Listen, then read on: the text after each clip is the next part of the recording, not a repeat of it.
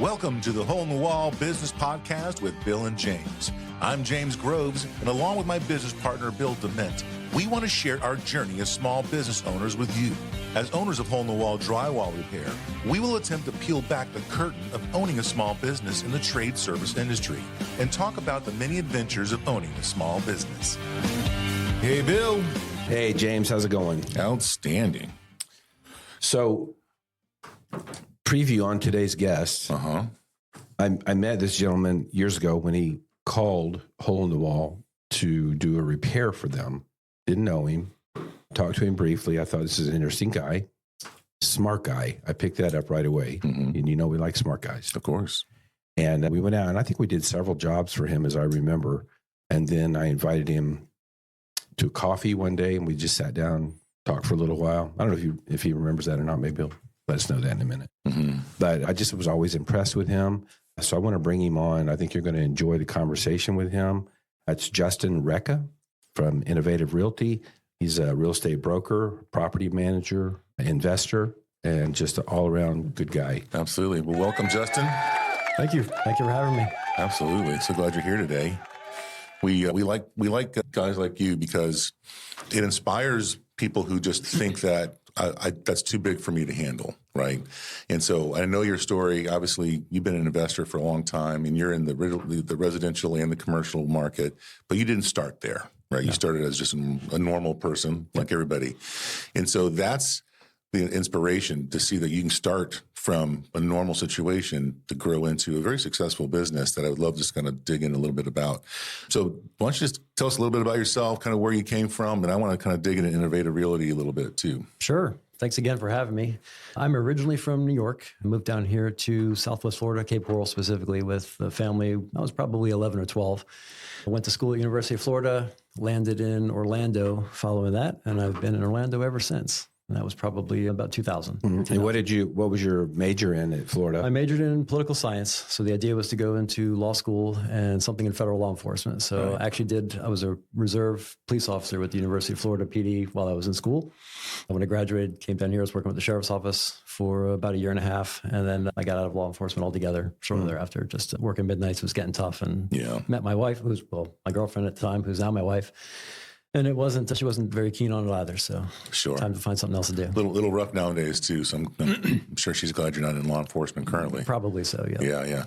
So did you just jump right into, the real estate side, or were you, doing odd jobs? I mean, what kind of led you down the path of being this entrepreneur? It's kind of interesting. So within my family, I'm kind of known as the village people. So I've done a little bit of everything after I left law enforcement. It was a kind of an adjustment period. I really thought that's what I was going to do.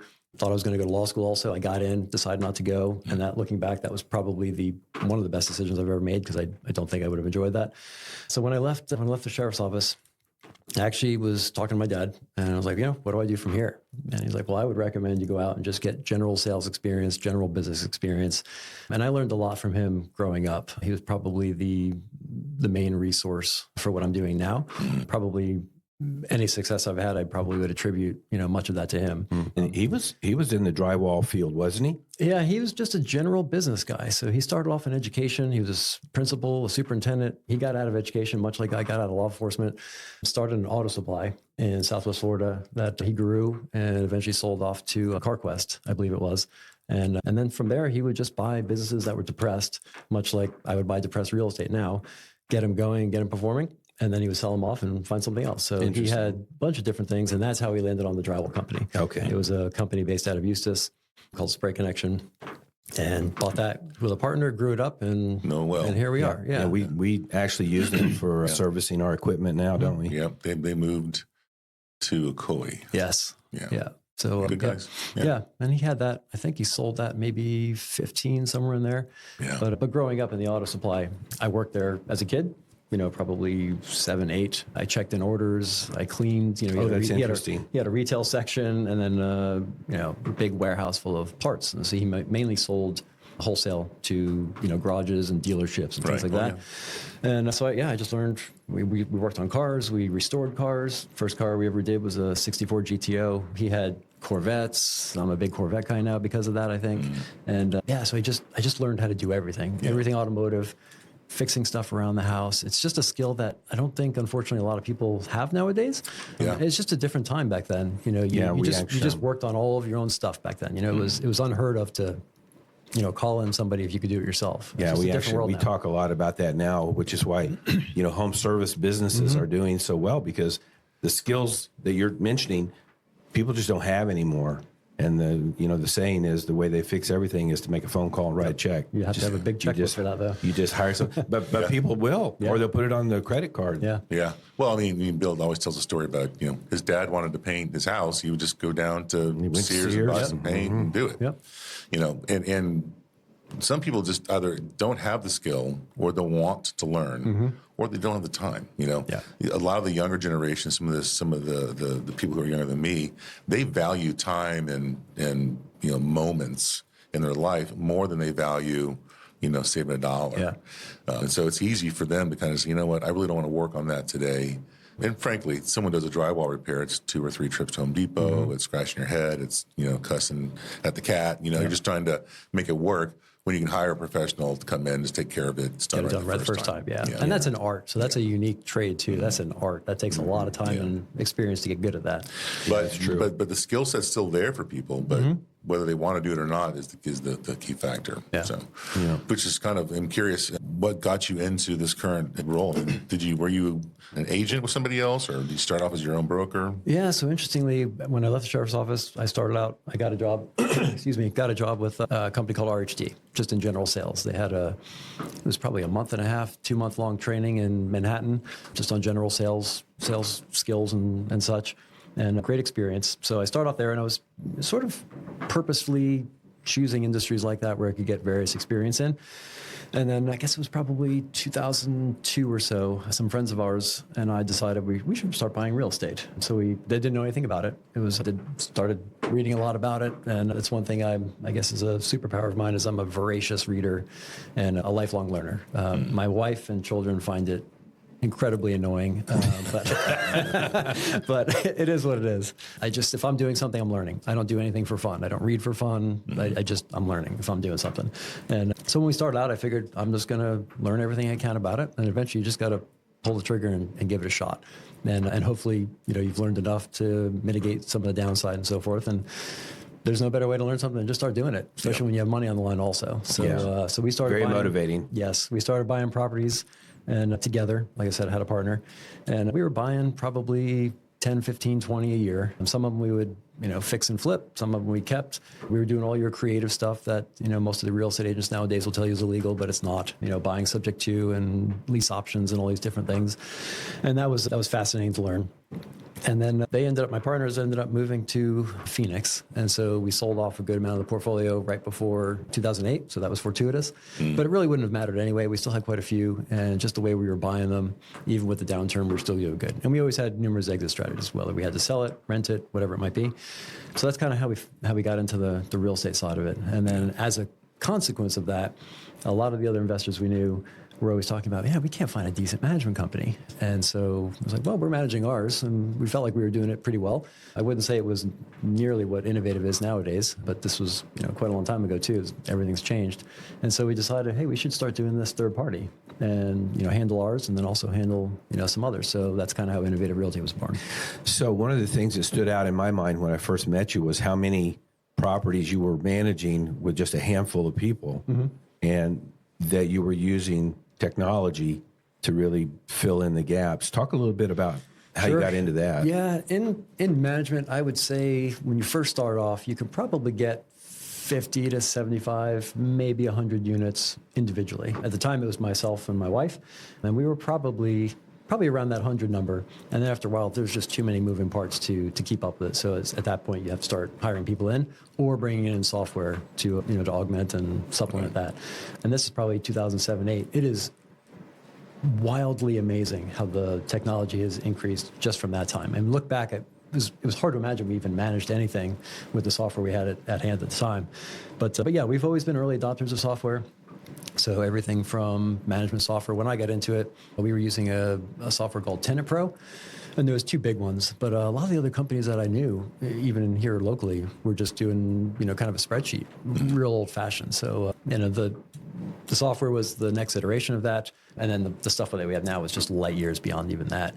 Yeah. But everything from that to self-showings, I think we brought that on, I want to say it was 2014, somewhere in there, right when it was available.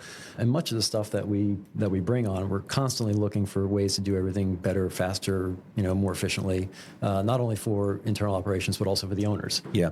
Well, you mentioned the software was pretty simplistic based on what you're doing now, but how often have you had to update, or how many times have you changed software? I've noticed as we've grown here at Hole in the Wall, we started out on spreadsheets, and then we moved to one CRM, then we moved to the next one. I think we're on to the third one now because everything changes so fast. We constantly need more, but I'm curious how often and how drastic was that change for you guys? Yeah, for our business, like I said, we started off with Tenant Pro, and that was a property management software. So it was managing most elements of that. We switched to AppFolio in 2010, and that was actually the only switch we had to make on the actual PMS, on the property management software. We put in hundreds and hundreds of hours probably researching which software to go to. And at the end of the day, it's almost you roll the dice because you're not really quite sure until you actually start using it. Yeah.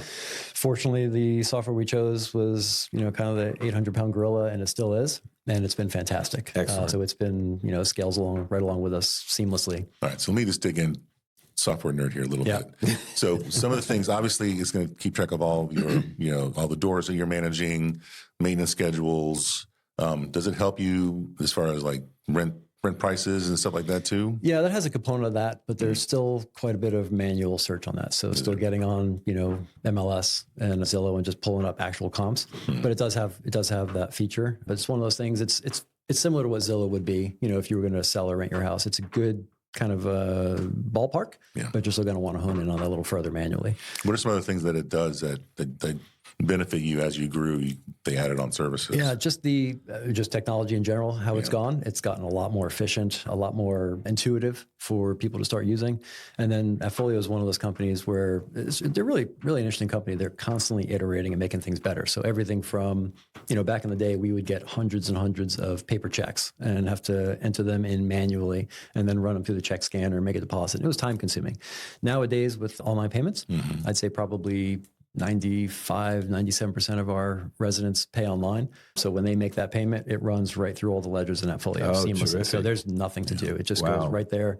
It's just a lot of automation. You hear AI now, but the property management software has been doing similar type things, for years in terms of automation and stuff that we used to have to enter manually. Will it handle maintenance requests and stuff? Yeah, it does. And we use a bolt-on software called Property Meld. That's sort of a next level of that. AppFolio will probably end up implementing that at some point as well. Yeah. But that's probably the biggest issue in our business is you've got the main property management software that handles 90%. And then there's several, bolt-ons. So your Property Melds and, various CRMs. Yeah, we're really familiar with Property Meld. We use a lot of our clients have those. Yep. Yeah. So and all of those things work well. I suppose eventually if someone can figure out kind of like the general theory of relativity, if someone can package all of that into one general software, life would be great, but I'm not sure that'll ever happen. So what was the next step? So you got kind of big, and I know you made a couple of key hires that really boosted you down the road, right? So tell me a little bit about what helped you move to like that next level. You had your 100 doors, you wanted to kind of, you got new software. Was there a process that you created, or was there an employee you hired? Was there just something that kind of helped you go to that next level? It's probably similar to what everybody talks about that comes on your podcast. It's the system.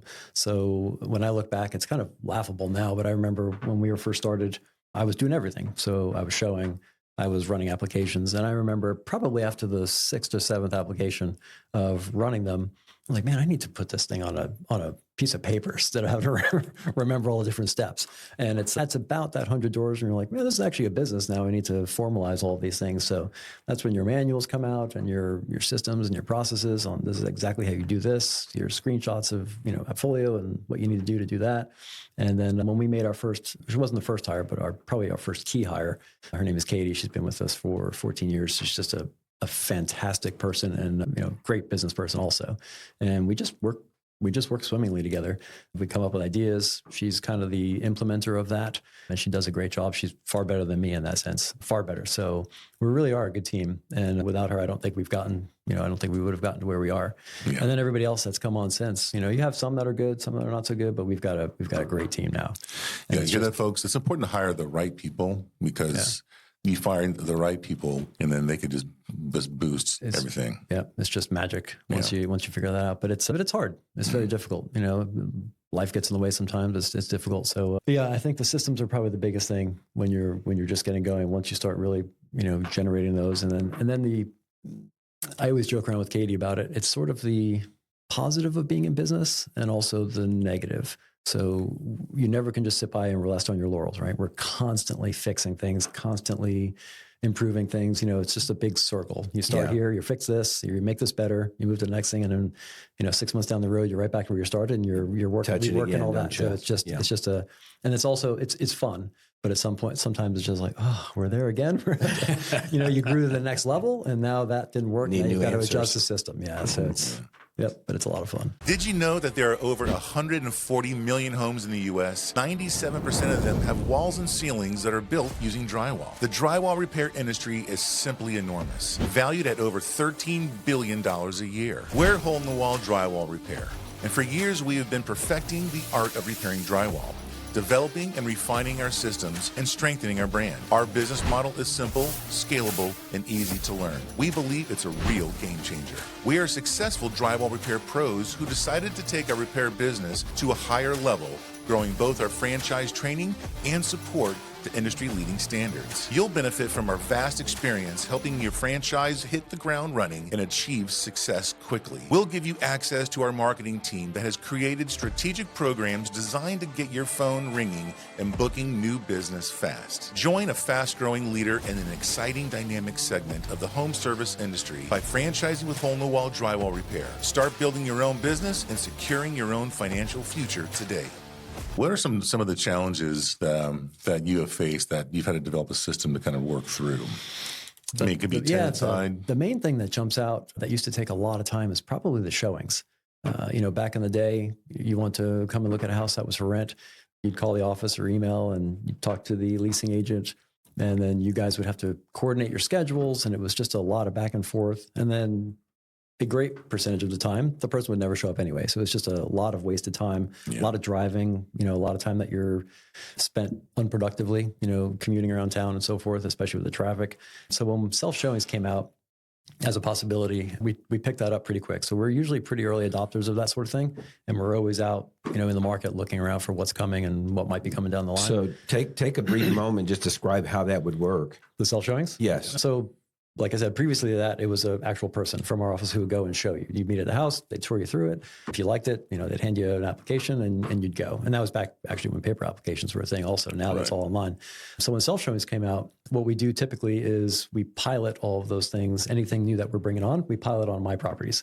So if something horrific happens, it's not going to happen to one of my owners. It'll happen to me, and it's no big deal. So self-showings, it's a lockbox, and with the background technology supporting it, lockbox hangs on the door. It works 24 hours a day, 7 days a week. It doesn't need vacations or HR or anything like that. And it dramatically increased the efficiency of that whole process. So now the resident or somebody who's interested, they go online, they can pick whatever time they want. They get to the house, the lockbox is there, they enter their code, they go and show it, they put the key back in when they're done, they close it up, and they're off and running. And then, so is that a one-time code they get? Yeah, it's one-time code. Okay. It's very secure. And then what happens is once the showing is completed, the system and the software are sending emails and text messages. Oh, any questions that we can answer? If you'd like to apply, here's the link, all that sort of thing. So it's really good at following up. It actually does a better job than even the most conscientious human could hope to do. Mm-hmm. And then since then, it's sort of the arms race, I guess, right? So you've got that, but then you also have the scammers who are out there looking for ways to, prey on that. Yeah. And so the technology has kept up with that. So now the latest iteration of that self-showing is when you are registering to view it, you're actually taking a picture of your driver's license, you're scanning your face with the phone, they're geotagged so it knows that you're not playing games. When you get to the property, it's, geocoded to your phone. And so there's almost no way you can, subvert it. Yeah, so wow, the technology is pretty robust. amazing. So yeah, we don't have any issues with scammers and such. And that kind of ebbs and flows over time. Mm-hmm. At some point, they'll figure out a way to, boost that, and then we'll be on to the next thing. But Did you ever do any virtual tours like during COVID? Did you have to do like Matterport or anything like that? yeah, we had virtual tours, but the self-showing, there again, we were ahead of the curve. Yeah. So Yeah. there was a lot of companies nationwide who, refused to get into the self-showing business for whatever reason. Most of them were, it's too much liability. I don't know what's going on. We've never had an issue with it. We're probably one of the first people in certainly Central Florida, if not the country, that started using it, and never had an issue. But when COVID hit, all those companies that were didn't want to adopt or slow to adopt, they were scrambling to put that in place. And now we just moved along seamlessly. So it was no problem. Nice. So let's talk about some of the owners that you help manage their properties. So we were talking off air a second ago, because, one day I may move from my house, but I bought when the interest rates were below 3%, right? So if I have enough equity in the house, maybe I'd sell the house and then buy something else. Or maybe I've paid my house down enough that I'll just keep it. Yep. But I don't want to manage it myself. Do you get a lot of those type of owners that they'll relocate and they'll just keep their old house? Or are you getting multi-unit investors where they're coming in with lots of doors, 10 doors or more? What's kind of that portfolio look like? And what's the demographic of some of your owners? Sure. Ours might be an interesting portfolio because probably a full 70% of our owners are foreign. So they're foreign investors. Most of them have never been in the U.S. They're just investing in the U.S. And literally, you name the country, we've got somebody from it. So it's pretty amazing in that sense. I get to meet a lot of people from all over the world, all different countries and so forth, and different perspectives on things. And you'll find over time, it's interesting to see how investment throughout the world in the U.S. changes. So there was a time when it was a lot of Venezuelans, when their economy wasn't doing so good and people were just trying to get money out of the country. Turkey's a big one now because of there's like 87 some odd percent inflation. They're having massive political instability. A lot of those folks are just trying to move money out of the country, purchasing properties here just for preservation of capital. And you'll see that, just move throughout the world as the political situation changes, from country to country. But now we always get a good mix. We always have a good influx of investors. Because the market's been so good, especially since COVID, it's not as many investors as it used to be. And the investors that are coming on, they're not buying in the core. They're out in your, sort of outskirt areas because that's the only place where the numbers still make sense. Right. But in the past, probably 4 to 6 months, we're seeing a lot more of what we call landlord by defaults. So it's folks who wanted to sell the house, they're relocating or whatever the reason might be. They put the house on the market and the market's not what it was not so long ago, so they can't sell it. And the listing expires, maybe they don't have enough equity where they can drop the price to make it attractive to someone. And so they're left with a decision. We either have to sell it and come to closing with cash, or we turn it into a rental. And so we spend a lot of time with people like that who don't necessarily want to be a landlord, but I'd like to think we're pretty good at convincing them of the merits of becoming an investor. And so, that's we spend a lot of time doing that. And it's fulfilling. It's good. Yeah, not for everybody. We have some people who try it and they're like, I just can't. I can't do it. I can't sleep at night thinking that, the AC is going to go out or this is going to happen. Right. So, and if that's the case, then, invest in the stock market or buy gold or whatever your fancy is. But well, do you have any advice for someone who's, thinking about self-managing versus hiring a property manager? Endless advice. And we were talking a little bit off air. So we do a lot of what's called lease-up only. So it's folks who live locally and they'll come to us and like, hey, I've got a property. I'm thinking about turning it into a rental. What do you think about me managing it myself and you just finding procuring the tenant? Because those are all the areas that I'm really not that familiar with. So we do a good amount of that. And I don't know that we've ever had a problem with a tenant that we've placed, where an owner came back and said, oh, this guy didn't work out. And much of that is due to the system on background screening. So we have a real comprehensive and good background screening. And I'd like to think, the law enforcement background has a hand in that as well. I just don't like people pulling anything over on us. And you'll find people who are pretty crafty at trying to do that. But so people will come and we're like, we're happy to help you. We'll place a tenant. We'll do everything up to that point. We place it to you. We FedEx you all the original documents that you'll need, and you're off and running. And then we sort of give you the 101 seminar class and just how to handle things. You need to adhere to the terms of the lease. You can't give quarter at all, because as soon as you give them an inch, they're going to take a mile. You need to do inspections once or twice a year just to get in and take a look. All those sort of best practices we'll kind of train them up on. And then of course we're available if they ever have anything pop up that they need help with. So they'll give us a call and we'll walk them through it. Yeah. Yep. You know about that, right, Bill? Just to maintain those things. I think it's important. The background check's important because It's the most critical process Yeah. probably. Yeah. Because if you don't have the right people, they're just going to take advantage of you. Yeah. They'll bring a pet in when the pet's not allowed. They'll maybe have fleas on the pets that the Yeah. Well, they used to say, they're all adults on the day they sign the lease, and then they revert to childhood thereafter. Yeah, and property management is it's interesting because it's if everybody was an adult and did exactly what they were supposed to do, our business would be super easy. We'd be on the beach every day, sipping margaritas because everybody's doing what they're supposed to do. But unfortunately, that's not the case. So it is the unauthorized pets and inspections and collecting rent and delinquencies and all those things that go around it. So Do you recommend them having like a sinking fund just for upkeep and stuff down the road? Yeah, that's one of the issues that we come across with a lot of folks who are, especially nowadays, who may have purchased at the peak, during COVID, don't have a lot of reserves generally. They want to turn this into a rental, and you've got to have a bit of money behind you just in case, because things happen. Air conditions go out, things are going to break. You're going to need to, put some money into it from time to time. It's unfortunately not all one way. But what we try and tell people is, even that being the case, real estate is a fantastic investment, with all the different avenues. So you've got, your sort of appreciation, your depreciation, your mortgage pay down, and then obviously the income if you're able to, get a few bucks over the cost. Have you seen any like rent trends lately? I mean, have you seen the peaks and the valleys, and what's kind of been happening in the market, and where do you think we're going? Yeah, the COVID was an interesting time. So before that, it was coming out of 2008, it was the killing fields. I mean, stuff that was renting for, let's say $1,000 a month was literally renting for half that. No security deposits. And you were fortunate to get it because the tenants couldn't get secure work. It was 4 to 6 months to rent out a place coming out of 2008, easy. And I remember very distinctly my wife and I sitting on the couch, talking about it. And we were relatively new then. We started right around that time. And I was thinking, I feel like we should take everything we can beg, borrow, and steal and go all in, right? But at the same time, we had the management company that just started, and I realized, we're not renting anything for 4 to 6 months. The rents are super low, and you still have all the carrying costs. So you have to have the ability to carry all of these things. And so we bought up some stuff, but not looking back, I should have just, there's always hindsight, right? Yeah. And then over the, from coming out of the GFC up through COVID, it was kind of a steady climb. Rents were going up. Property values were going up. People made a ton of money all throughout. COVID came and, there was a March. We basically came to a complete standstill. Nobody was applying. Nobody's doing anything. Nobody was selling. Nobody's renting. Nobody's doing anything. It was a bit scary. Everybody in the real estate business was like, this is it. We're going to have to start looking for alternative work. And then suddenly it just exploded in April and thereabouts. The market just went nuts. Yeah. I mean, we were having, I think in Orlando, if I recall, it was probably 35%, increases in rent rates year over year. It was just nuts. Yeah, and, it did. It went crazy. Yeah, and it was good for a landlord. It was tough for everybody else, but unsustainable. And so now what you're seeing is not necessarily a decline in the market. In my opinion, you're seeing it sort of just recapture. It's just kind of going back to what it should be. So rents have come down a bit, not a whole lot, but they've come down a bit.